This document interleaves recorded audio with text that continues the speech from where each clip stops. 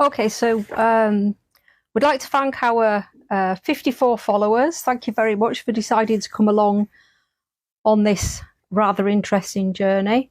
To start our video today, Steve would just like to go through what his cancer is and what treatment he's got to look forward to. Okay, well, the main focus is the cancer is hepatocellular carcinoma. You can look that up. It's been on its way for quite some years, and that was through contracting hepatitis C, and then eventually developed into cirrhosis. Hepatitis C has gone a long time ago, but obviously left a lot of scarring and a lot of tissue, which is ripe for cancer to embed itself in. And indeed, last year, it did.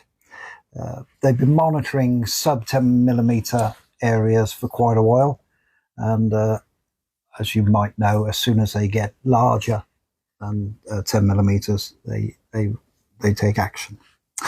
At the start, there was just the one tumor, but that grew to the state last year where ablation surgery was carried out, and the vast majority of it was blasted away.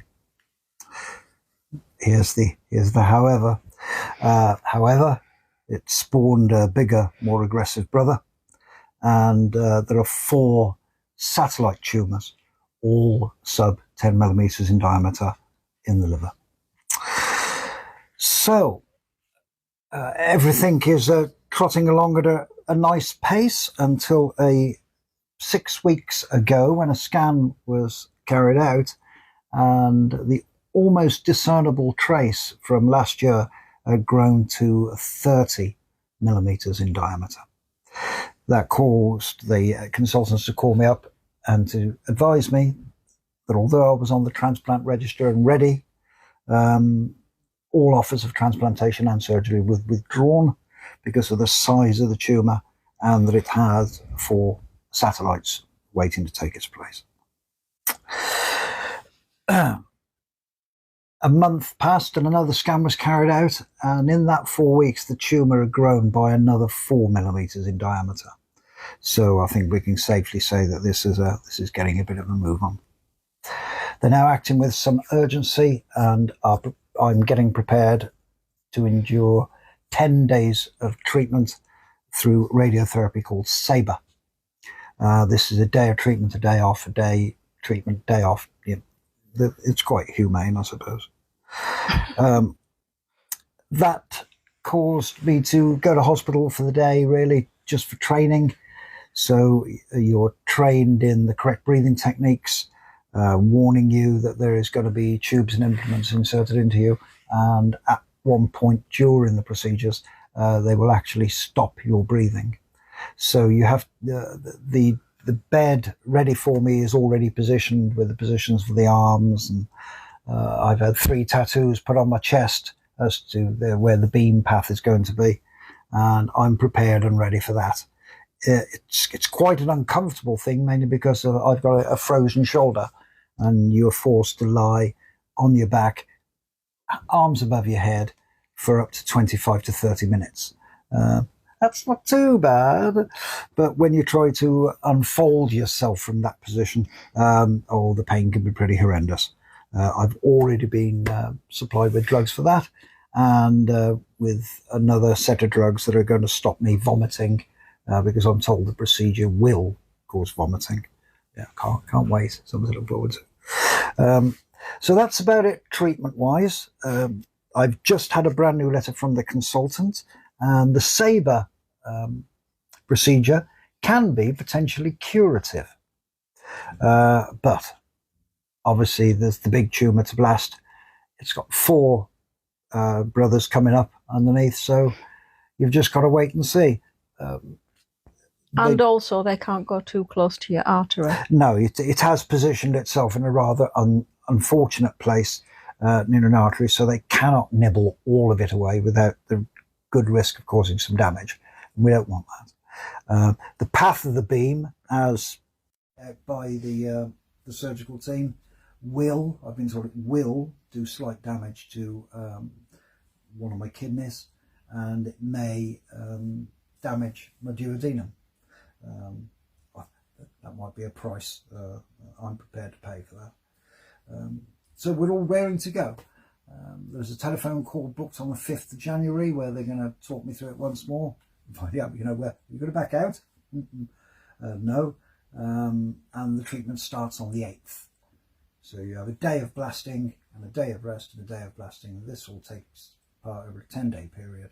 And I think it takes about 10 to 14 days to recover. But we'll see. Okay, so that's the update on the old tumour. And one note that you might like to hear, which is actually from the consultant, and this is actually in writing. It says, I understand that he has started a purely carnivore diet to try to reduce sugar exposure to the tumour. I have explained that there is no good evidence this helps, and the diet rich in fruit and vegetables is recommended. I've taken that under advisement, and well, to be blunt, I've ignored that bit. What's the other bit that really cheered you up? Hang on. Right, get this. I met Mr. Farnell in clinic today. He is fit for his years. Woo. Which really does beg lots of questions. Yeah. Apparently I look fine. I actually feel fine. I imagine all the unfine is a little bit further down the road, but we'll cross that bridge. The carnivore diet. Oh, well, that was started in earnest. Well, was it before the 13th? Wasn't it? It was bang on the 13th. Bang on the 13th. 30th of November. Okay, so since the 30th of November and of today's date, I've lost 7 pounds properly. I'd say the water loss and everything. You've lost nearly a stone. Oh yes, since the 30th. I'm tracking here from the 13th. Okay. Well, you're a silly bum. Yes, I am. Yes, I've lost nearly a stone since the 30th of November, and it is only the 27th. Is it 27th now? Mm-hmm. Yeah, 27th. Let's call it the 27th. It's a nice day. Carnivore diet. Little bit tricky at first. I'm a little bit of a fussy eater, but when the alternative is a long and painful death, I'll go along with it. Noticed a few improvements. Obviously been on it now for a couple of weeks. I had an autoimmune skin condition, some psoriasis, mainly sore on my feet and hands. My hands, perfectly clear, absolutely, not a trace of it. And the ones on my feet are clearing up quite rapidly. And I only think it's going to be another couple of weeks and they'll be normal for an old bloke. Anyway, never mind.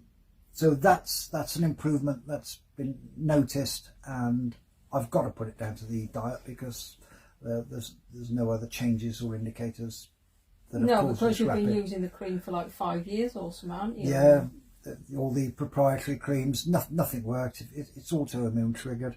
I never had anything before I had finished my second dose of hepatitis C treatment, which was interferon combined with an experimental drug I do not know the name of, and I haven't really dug into it too deep because that cured that, but obviously left a few reminders of but it did get so bad at one point we were looking up to see if there was still any leper colonies. Yes, there were no leper colonies open in Weston-super-Mare, so we've just had to dig in and troll on with it. No actual proof on certain things, but I can tell you improvements with myself since being on the carnivore diet that I'm putting down to it for now until something else proves otherwise. But I have a very bad arthritis in my thumbs, knees and hips.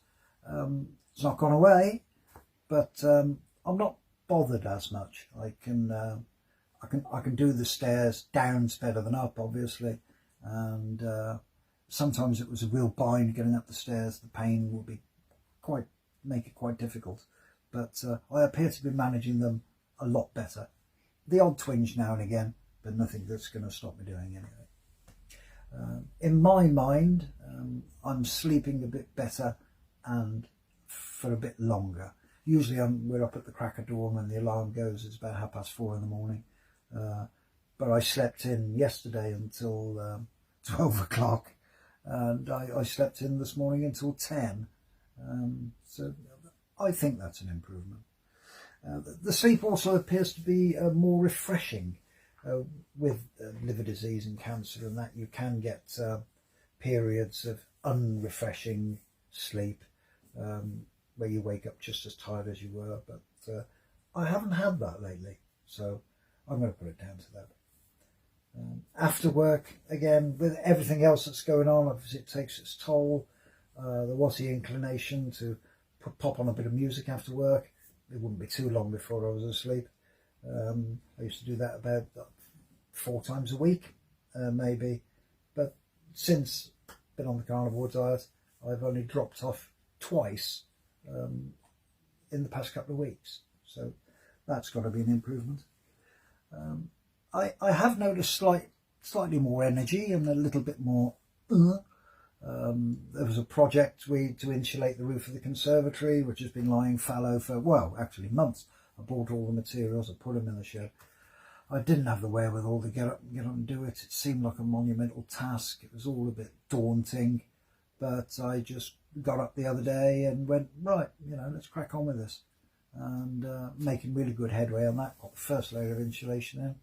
And tomorrow we're going to be doing all the itchy stuff. So yes, I think that's an improvement.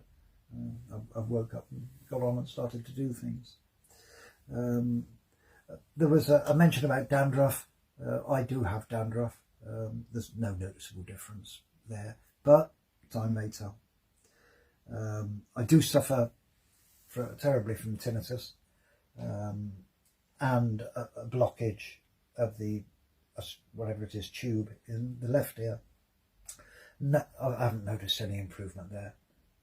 And sometimes that gets a little bit annoying. The frozen shoulder, it's very painful, but I have started to work it. I've got some 10 kilo dumbbells, which I'm spending 15 to 20 minutes on before I go to bed, doing various exercises, curls on with them, and over the head exercises. And although it can be uncomfortable, I can still stretch it that far. So it appears that only presents itself when I hold the shoulder in an unnatural fixed position for any length of time and then have to try and bring it back to normal. It does not like that. And I don't know if you've ever had a frozen shoulder, but yeah, that's a bundle of laughs. I've got this here lump on the elbow. I don't know if anybody can see it, but anyway. He's deformed. I was thinking of sending him back, but he's out of warranty. Yes, I'm out of warranty. Yeah. My sell-by date expired a long time ago. So now we're on to best before. So yeah, this lump here, it's a thing. I've been told it's not. It's like a ganglion. It's just like a thing, and it gets covered in dry skin, and I itch it, and it comes off, and then it starts all over again. That hasn't receded. But we'll keep an eye on that. You never know what might happen.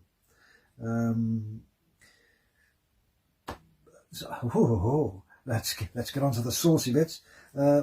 Libido, people have mentioned. Has your libido improved with carnivore? I would say so. Libido's definitely there. The thoughts are there. The desires are there. I can use the word desires. But I'm not always there. But not always there. Well, I mean, she's there, but she's not there. Asleep. I mean, there's there, and there's there. Anyway, it's not. The stars have not aligned, but I'm sure they will.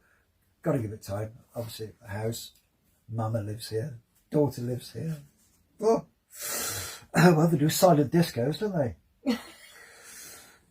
Again, let's see how that goes. We will give you a heavily redacted report on that next update. That's all from me. I'm still riddled with nature's most fearsome disease. Trying to work on it with the medical team. Obviously, their insistence upon this balanced diet, I've had to ignore if I want to carry on and try to beat this by cutting off its food supply. I'm very, very anxious to see the results of the next scan, which will be done in a couple of weeks' time, and actually to take some interest in the diameter of this tumour. I was scanned during the training last week, so when I get in on my first appointment, I will ask to see the pictures and the measurement of the tumour to see if this, we've only been in a few weeks now. Yeah, to see if at least it stays the same. It's stable. Because will be now almost 2 months since the scan where they said it had grown by 0.4 centimetres. Yeah. 4 millimetres. Yeah, it had grown 4 millimetres since your previous scan. Which was a month ago. So if 2 months later it hasn't grown, we'll have our fingers crossed that everything's going as we've planned. So we can only see. I mean, they come to a halt for varying reasons, run their course, act of God, but we'll see. I'm very, very keen, obviously, to get this small, but I'd like to know the diameter before they start zapping bits off it, just to see if it stayed stable, then that is a good sign, because obviously the little bugger grew 4 millimetres in a month, and yes, you wouldn't have a great you'd have a life expectancy of a mayfly if it carried on like that. So we'll see. I'm feeling a bit confident about it. I mean, if you look at the way that they carry out the sabre, any surgery is now off limits to me. My only offers of treatment are radiotherapy. Chemotherapy is considered, but I would have to be further on. Well, you'd have to be nearly dead, and yes. in that case, what's the point? Well, that might finish me. You have your last few weeks undergoing a very invasive and horrible treatment, just to keep you alive to have a very invasive and horrible treatment. Yeah, being fooled with the sweepings of the floor from Bayer's chemical plant. Yeah. God knows what all that stuff will do to you. So yeah, it is all about quality of life as well. As you can see, I'm all bouncy and I'm okay at the moment. But I've had this thing now over 12 months. I've been through one lot of surgery already. I've had the ups, the downs, the disappointments, and quite frankly, the violent kicks that come to you along the journey. But we will see. But everything's going well. Mm-hmm. Are you done now? Because it's not all about you, you know. No, it's not all about me. Or Trevor. Is that what you've called it? Trevor the tumour. The first one I named Timmy. But Timmy's dead. Yeah. But Trevor came along because I bullied him. That was his big brother. Yeah, that was his big brother, and he went, right, I'm having you. And it has. So we'll see. We'll see how Trevor gets on. Okay then, so this is what's been over to the wife. This is what's been happening to me. Because things happen to me as well, you know, but usually more pleasant things than what happened to him. Gasp. So I started keto 19th of May, trying to lose weight. I started at 13 stone and 12 pounds. I got down to 12 stone and 2 pounds by the time that Steve and I went strict carnivore. I have lost since that. Well, I'm down to 9 stone. Not 9 stone, I wish. 10 stone, 9 pounds. So you do the maths. I've lost a lot in the last month. No. I got down to 11 stone 2 pounds, and now it's 10 stone 9 pounds. So I've lost a considerable amount just on keto. My body fat has gone from 46 down to 32.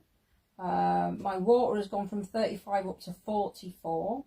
And my BMI, although you know you can't trust BMI, but it's a sort of ballpark thing, isn't it? But it's gone from 33 down to 26. and 25 I think is the top end of the normal range, so give it another couple of weeks, and I'll be going to the Olympics doing some kind of very energetic sport. Can I just say that you're looking remarkably slinky, and if obviously if my libido doesn't go up, then there's something wrong with me again.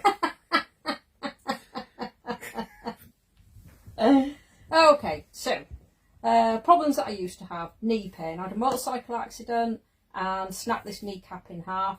It's always been a little bit dodgy. I haven't been able to kneel down since.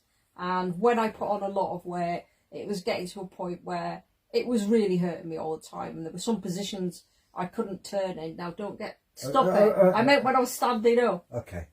And obviously with the height difference, we can't do anything standing up. Okay. So it's 1.5 inches. It's not that much. you still need to step, won't you? Yeah. So, yeah. So if I just like changed my direction and started to walk in a different direction, sometimes my knee would just buckle. So anyway, the knee pain has mostly gone. I get a very slight twinge every now and again. And this is, I broke my kneecap when I was 19 years old, and I'm a little bit older than that now. Lower back pain. Suffered terribly with lower back pain. I used to wear a TENS belt all the time. Anytime I was doing any kind of physical work, I had to have a TENS belt. Otherwise, I couldn't do it. Anything like gardening or just leaning over a project when I'm stood in the shed, just painting something, leaning over a piece of furniture. Agony. Absolute agony. And I couldn't have carried on without a TENS belt. I've not been doing too much of the gardening or any projects, but I do know that my back really doesn't hurt very much anymore. Bursitis. I have bursitis in this shoulder, which means that if I say I've got a shopping bag and I need to reach into it to get stuff out, when I get to here and then reach in, absolute agony all the way down my arm. Well, look. Gone. It's blooming gone. Dermatitis. Da, da, da. My palms were in tatters with dermatitis. So were mine as an adolescent. Gone diddly, gone. Plantar fasciitis. Suffered absolutely terribly with it for about 2.5 years. I put most of that down to how much flipping weight was on my feet, but it was absolute agony. I could barely walk with it sometimes, and the amount of money I've spent on footwear and stuff to shove inside my feet, inside my footwear, to make life bearable, I couldn't even tell you. I could probably buy a motorbike with the money I've spent on corrective footwear, but that's pretty much all gone. It's like, again, slight twinges every now and again. Blocked nose. I've had an addiction to nasal sprays since I was possibly about 20 years old. I can't bear for my nose to be blocked, but I had a really bad cold when I was about 20, and I was constantly using this stuff. And it says on it, if you have to use it for more than a week, you need to go and see your doctor. But I just never went to see my doctor, and what it does when you use it for a prolonged period of time is it's a bit like cigarettes. If you have a cigarette, it makes your body need another cigarette, and it got to a point where every time I'd done my nose, like a couple of hours later, I'd have to do my nose again because it was just having that like circular effect, and so I've been addicted to that since I was about 20, and now I think I probably use the snorty stuff twice a day, and at night time it's literally just because I'm terrified I'm going to fall asleep and half an hour later it'll wake me up because I've got a blocked nose. So I'm trying to get off that, but it's really decreased so much. It's brilliant. Constipation, no, don't have it anymore. Majorly sticky poops, no, that's gone. Mainly because I hardly ever poop anyway. Anger. He will tell you I'm a very angry, snappy person. I would... Wouldn't dare. I would verbally slap someone rather than find out whether they've done the deed or not. Every single time. It's accusatory, like, oh, the F's done this, and where the F's this, and where the F's that. And every time somebody did something which I thought was, especially within the family, which I thought was like, why are you doing it that way? I'd be like, why are you doing that way? It's so much easier to do it this way. Really snappy and horrible to people. I'd apologise later, but that doesn't stop what they're feeling when I'm picking on them. And I can only defer to the husband. How's it been since I started Carnivore? No, it's no. You are better. It's practically did have that gone. period of people running away to different parts of the house when you come home. You know, child, Nana would be upstairs. And that is actually true. They did. They disappeared. And I'd only have to say one word to my mum when I got home, and she'd go, I'm going upstairs.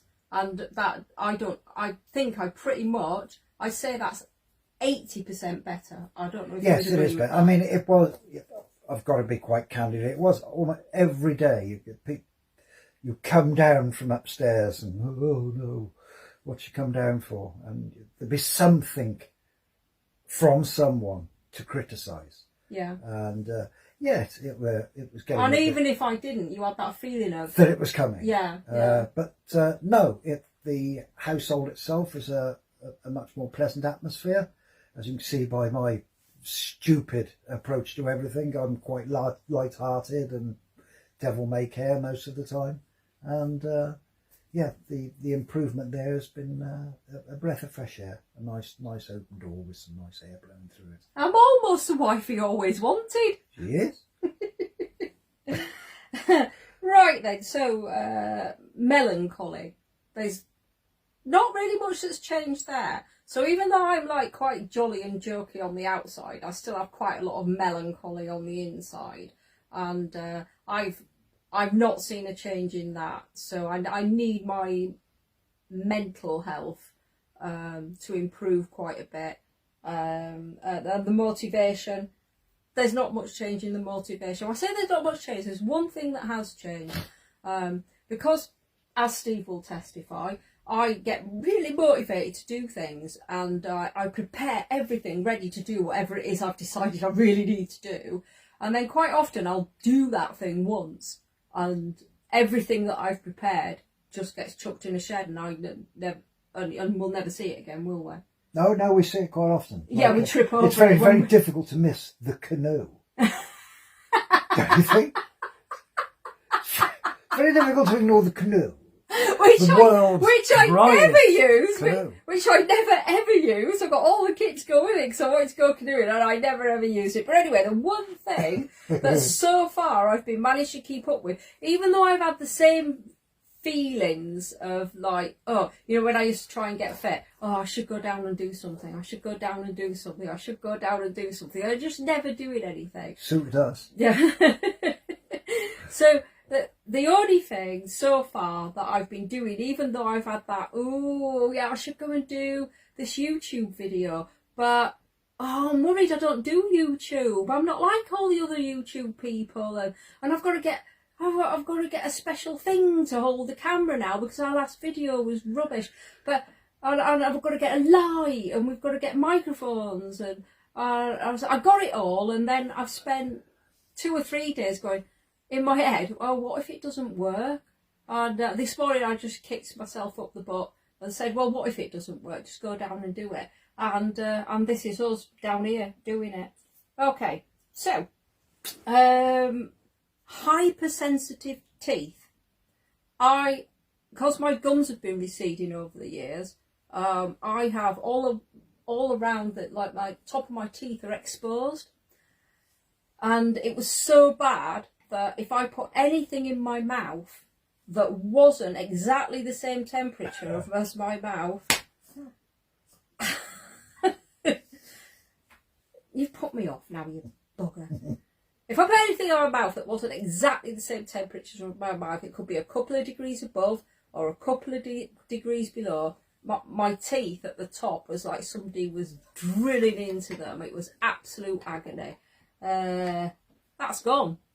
I mean, I'm not going to suck an ice cube anytime soon, but I can have a cold drink of water and I can have a hot drink, and I don't have to get it to temperature in the middle of my mouth before I can deal with it. So that's absolutely brilliant. Also, I don't need to brush my teeth anymore. When I was eating carbs, another thing you'll testify to. What was the one thing I would say when we pulled up in the car when we got back from work? Your teeth. About brushing them. Yes. I can't go out to get in and brush me bloody teeth because they were absolutely coated with whatever it was I'd been eating. Usually it was low carb bread that made it do that. But anything at all, I found that my teeth were completely coated. And I just had this desperate urge to brush them. Well, now I don't even use toothpaste. I don't use toothpaste. I don't use mouthwash. My breath does not smell. And my daughter used to say to me all the time, "Good God, Mother, your breath stinks." And I'd be like, "Oh, right, okay, I've just brushed my teeth. No difference. My breath still stank, but it doesn't smell anymore. And no toothpaste, no mouthwash. So I'm happy with that." Sleep. I used to get up between 1 and 2 hours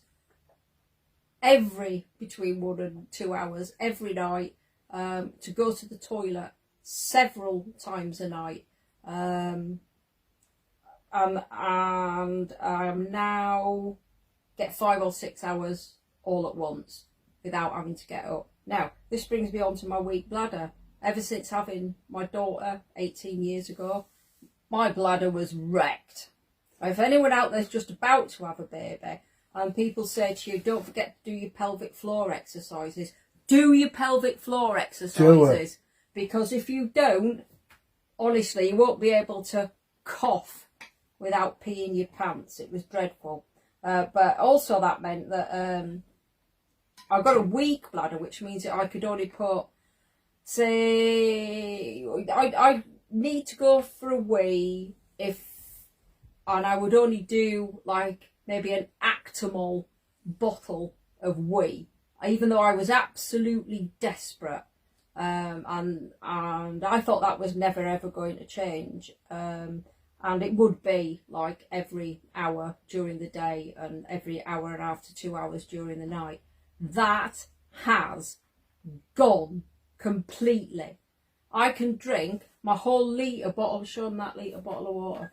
I could drink this whole litre bottle of water and still manage to not have to go for a pee for an hour after drinking that. And when I go to the toilet, I properly go to the toilet. I have a nice long wee. Most people won't understand what it's like to not be able to do that, but it was awful. It's much improved, and I blooming love that. What have I got left?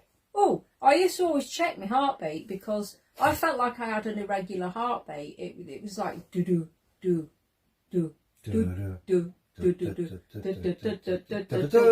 Yeah, it was something like that. And then sometimes it like giddy up and then it'd stop for a couple of beats and then it'd go back to normal and then it'd do giddy up, and I was always testing my heart rate. I was generally around about, my resting heartbeat was around about 84 beats a minute, and I checked it last night, 62. So that makes me very happy. Down to the libido, I've got an absolutely amazing libido. So no, the libido has improved very, very slightly. That's all I'm going to say. I think that's about it for me. Also, I mean, obviously, look at me. I'm getting a very goddess-like figure. And I crossed my legs earlier on, and my daughter noticed that this part of me here was the size of this thigh before I started losing weight. So now my two thighs are the size of what this thigh was when I started losing weight. So overall, I'm pleased as blooming punch, and that's it for me. Oh, and I'm pleased because we've had the drug delivery. Oh yes, it's had a little drug delivery. Hang on a second. There we are.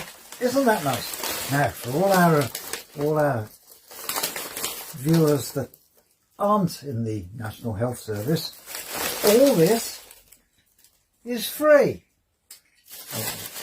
Oh no, don't gloat, because it's not. No, it's awful that they have to pay for medicine everywhere else. I don't think gloated is. I'm not gloating. No, not very much. Are you just ultimately relieved?